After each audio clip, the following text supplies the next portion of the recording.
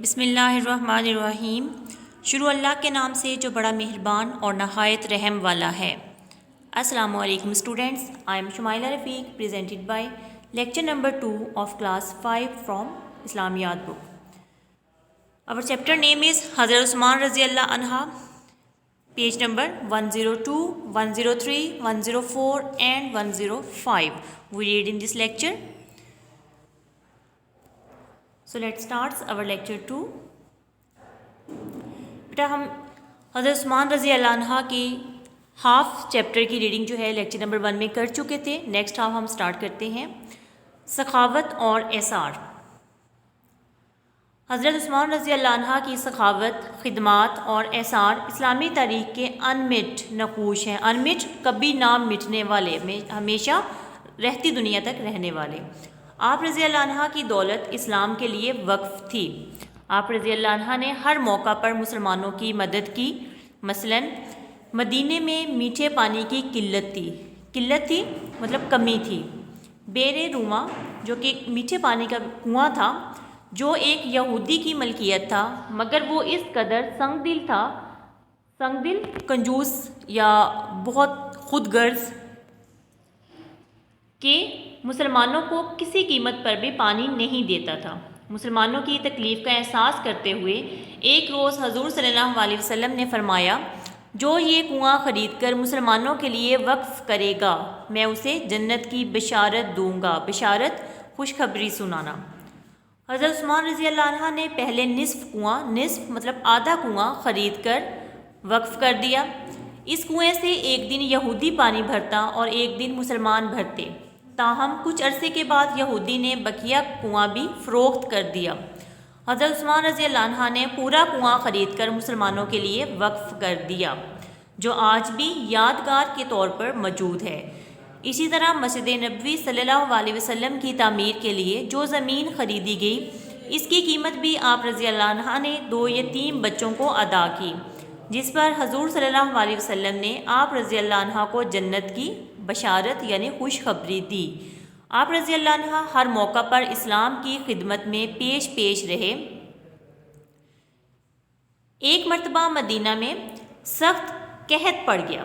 قحط پڑ جانا، کمی ہو جانا، اجناس کی چیزوں کی، کھانے پینے کی اشیاء جیسے گندم، ان کی کمی ہو جانا، کسی کو کھانے کے لیے کچھ نہ ملتا تھا۔ انہی دنوں حضرت عثمان رضی اللہ عنہ کا تجارتی قافلہ آ گیا۔ اس میں غلے سے لدے بھرے ہوئے 1000 اونٹ تھے۔ مختلف تاجر آپ رضی اللہ عنہ سے زیادہ قیمت دے کر غلہ خریدنا چاہتے تھے، لیکن آپ رضی اللہ عنہ نے منع کر دیا اور فرمایا، مجھے اس سے زیادہ منافع ملتا ہے، اور سارا غلہ غریبوں اور حاجت مندوں کو مفت تقسیم کر دیا، اور کہا کہ مجھے اللہ کی راہ میں خرچ کرنے سے اللہ 10 گنا سے زیادہ نفع دیتا ہے۔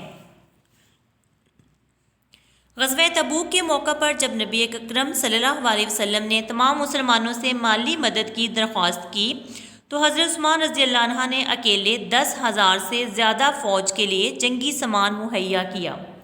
اس کے لیے 1000 اونٹ، 70 گھوڑے اور 1000 دینار چندہ دیا۔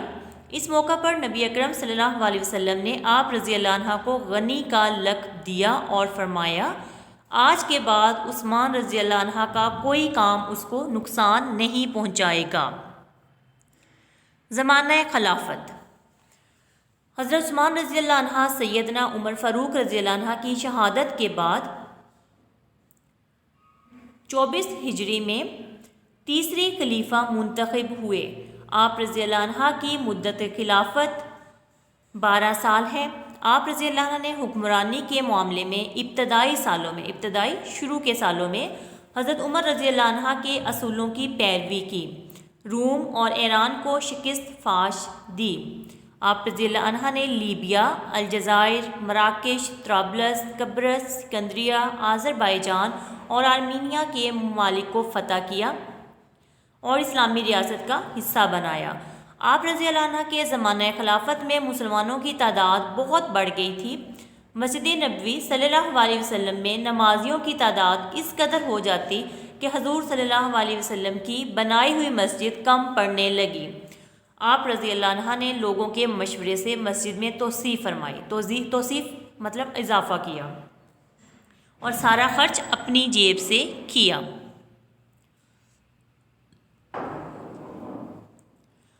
حضرت عثمان غنی رضی اللہ عنہ نے اپنے زمانہ خلافت میں قرآن مجید کا نسخہ جو کہ حضرت ابو بکر صدیق رضی اللہ عنہ کے زمانے میں مرتب کیا گیا تھا، مطلب لکھا گیا تھا یا بنایا گیا تھا، اس کی کاپیاں بنوا کر اسلامی ریاست میں تقسیم کی، جس کی وجہ سے آپ رضی اللہ عنہ جامع القرآن کہلائے، یعنی قرآن کو جمع کرنے والا.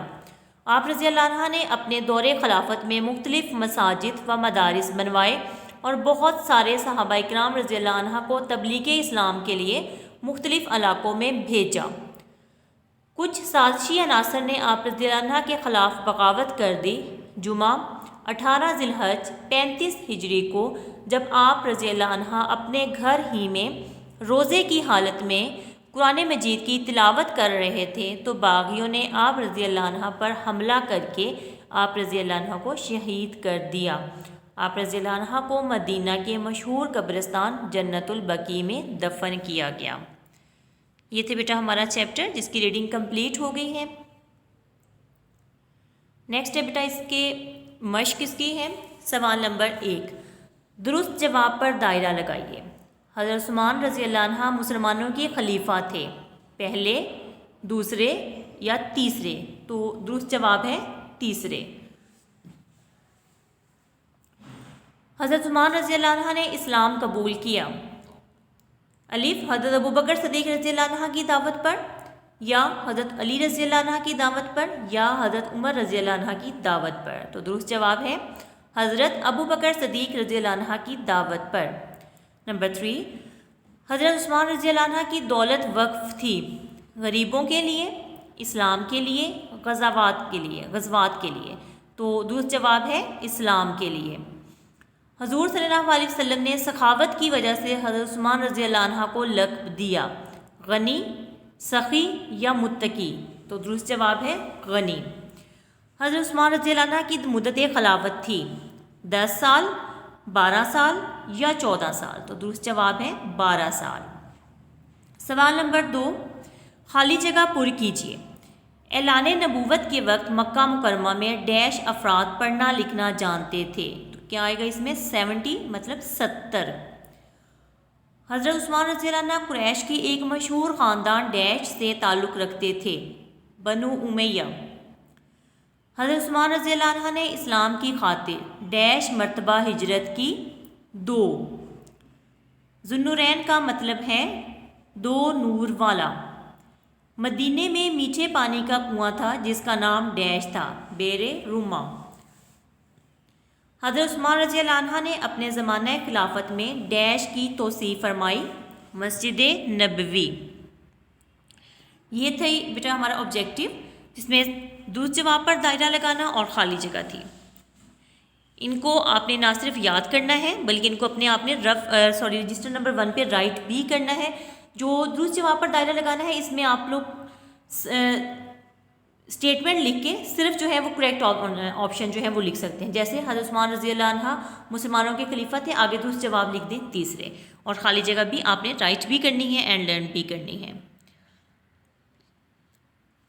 اوکے بیٹا، اس کا سوال نمبر 3 ہے، سوالات کے جواب دیجیے.